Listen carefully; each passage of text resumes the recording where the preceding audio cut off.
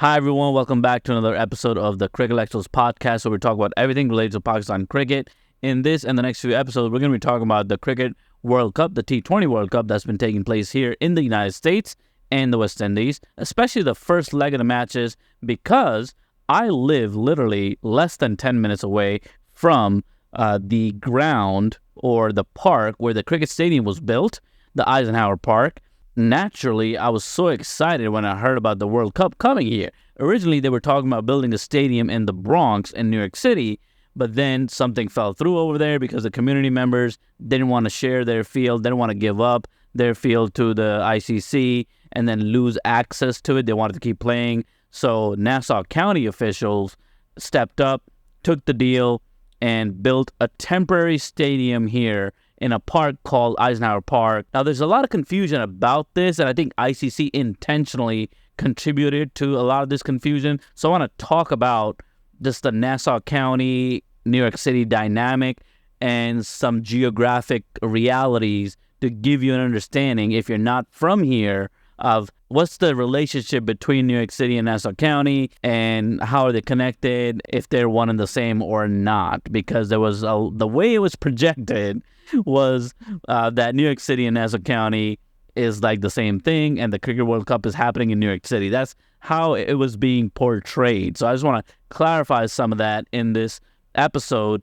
And I also want to tell you about the first couple of games that we actually got to see live in that newly built temporary stadium, which by now, by the way, is like pulled apart or being pulled apart as we speak. In fact, I was at the park yesterday. I didn't go by the stadium because now obviously we can drive through it. While the World Cup matches were going on here, they weren't allowing anybody, any locals, to go through the park. There's like a road that cuts through the park, and that's how you access the park, and there's lots of different parking lots. But when we were watching the games, they didn't allow people to enter the park. So you had to park somewhere else at another venue called the Nassau Coliseum, which is another kind of facility like this, an events facility. You can call it a stadium. It's smaller, but it's a pretty nice stadium. There's some ice hockey games that are played there. Some basketball once in a while was played there too. Lots of different shows happen there, concerts, etc. So that venue is very close to this newly built stadium.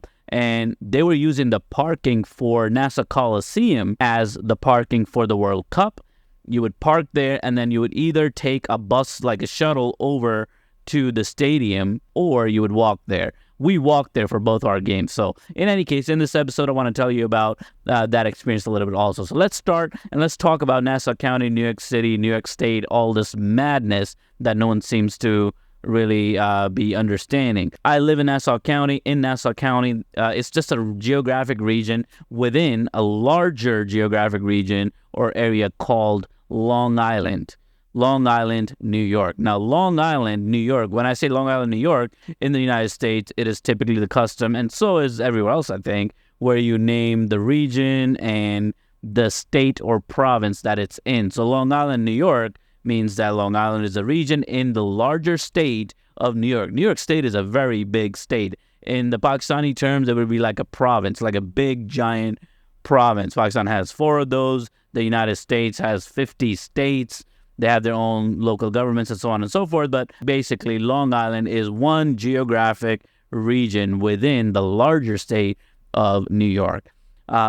In Long Island, there are lots of counties, Nassau County, Suffolk County, and so on. And Nassau County is one of the biggest, most populated counties on Long Island. There are many towns within the county. There's a town called Valley Stream. There's a town called Levittown. There's a town called East Meadow. Now, East Meadow is the town where Eisenhower Park is located. And in this park, they basically took one of the fields in the park and turned it into the stadium, the makeshift stadium that they built. Now, nowhere in that description did you hear me say New York City, okay? Because Nassau County is not New York City. New York City is its own entity. It has 5 boroughs: the Bronx, Brooklyn, Queens, Staten Island, and Manhattan. Now, the pictures and the video footage that ICC was kind of projecting, even during games, while we were watching the game, they were projecting like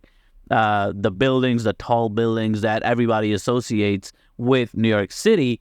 they actually exist in one of those 5 boroughs of New York. And that borough is Manhattan, Lower Manhattan, where the World Trade Centers were, and the current World Trade Center building is the Freedom Tower. All of these landmarks are basically Manhattan. Basically, a lot of the tall buildings that you are used to seeing on TV are located in Manhattan. That is not where the World Cup was taking place, but because Manhattan is this giant economic hub in this area, in this entire region, including, Long Island, New Jersey, Connecticut. Manhattan is where a lot of people from Connecticut, the state of Connecticut, the state of New Jersey, people within New York state and city, Manhattan is where a lot of us go to work. It obviously has a huge population, especially in Queens and Brooklyn. There's a huge population of the South Asian diaspora, the West Indians, and a lot of the European immigrants are there too. So ICC had a lot of events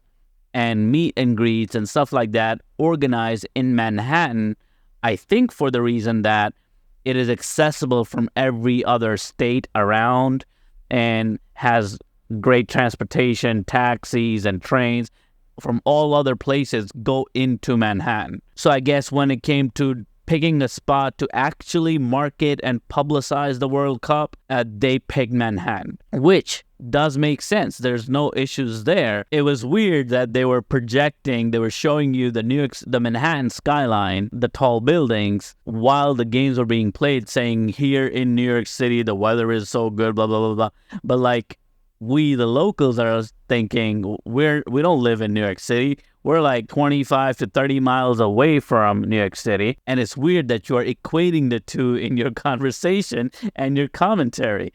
So, obviously for marketing purposes, they had to use the name New York because obviously it's a mega city, world-renowned, etc. And no offense to people from East Meadow, if you're listening, East Meadow is not as sexy as New York City. So obviously they were going to say New York City. So just wanted to clarify that we are not New York City. We're away from New York City. It takes an hour and a half to get to New York City driving or in the train from where we are and where the stadium is. So it is in no way connected to New York City in that way. We have a deep relationship with New York City because a lot of people, again, work there, but that's not where the World Cup was taking place. Now let's talk about the 2 games that I was able to attend. Now I do want to start by saying that we were very excited about the possibility of watching an India-Pakistan game. It's my backyard. The Cricket World Cup came here and I had this opportunity to watch a Pakistan-India match live. I couldn't because I couldn't get the tickets, and there was a lot of shady business that they did, the ICC, with the way they talked about tickets online and made them accessible, and like the messaging around the ticketing was really off. The way it was organized online, it was really off. I'm going to talk about all of that in a separate episode because that rant, I think everybody needs to hear. But in this one, I just want to talk about the games that I did get tickets to, and I want to tell you what that experience was like real quick. We saw South Africa versus Netherlands, and there was a little bit of support for both countries in the stadium. The South Africa-Netherlands game cost me $80 per ticket, $80 US. They were even cheaper tickets than the 80. I think that it started at 60, but I just bought the one step up thinking the seats would be nicer. The second game that I got to see was the Pakistan-Canada game. The tickets were $200 a pop. But the game, obviously, as you can remember, was quite not as entertaining. another low-scoring New York game, which is another thing we're going to talk about in an upcoming episode. Why were all these matches low-scoring? The watching of the game experience was pretty good. It was pretty pleasant. The South Africa-Netherlands game was hot. The weather was quite hot. The Pakistan-Canada game, it was not as hot. So it was much more pleasant of an experience than the South Africa-Netherlands game. It was super hot. But overall, both of those outings were a lot of fun to see the South African supporters, to see the Netherlands support. There's like a sizable Dutch community in New York City. Now, fun fact, New York City has a nickname or a historic nickname. It used to be called New Amsterdam. And that's because there was a Dutch colonial community that was established in Manhattan very early on when the European colonists arrived here. So Old Manhattan has a lot of Dutch influence in its architecture, still evident today, and there's many buildings where it's still engraved New Amsterdam, which is super cool. So it might be surprising, but if you think about it, it's not, that there was a sizable Dutch community here watching the game. Obviously, they could have flown over from Netherlands. It's not that difficult these days to do that, so they could have been not locals also. But just to mention that there were a lot of supporters for Netherlands, and there was a sizable support for South Africa. I would say that it was, where I was sitting anyway, there was more support for Netherlands. And similarly in the Pakistan-Canada game, you can't even tell who is of the Pakistani descent, who's of the Indian descent, who is Canadian, who is Canadian Pakistani or Canadian Indian, because the community, the diaspora, the Pakistani Indians and South Asian diaspora is all over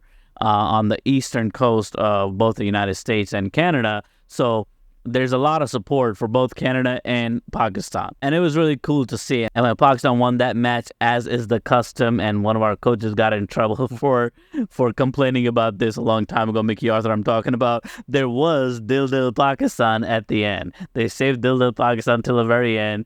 There were moments when it looked like Pakistan wasn't going to win that game either, but they eventually did. And we got to sing Dil Dil Pakistan as we were stepping out and leaving the stadium. So that was it, friends. I was very happy to be able to share a little bit of my passion for cricket, my love of the game with my kids who were American born and raised. They don't really know the game that well, but to go and watch a game with them, to share some of this joy with them, which I think they also enjoyed. They had a good time. They got on the little screen, which was nice, which was cool. They were very happy and excited about that. They had hats and things, and we were wearing a Pakistan shirt.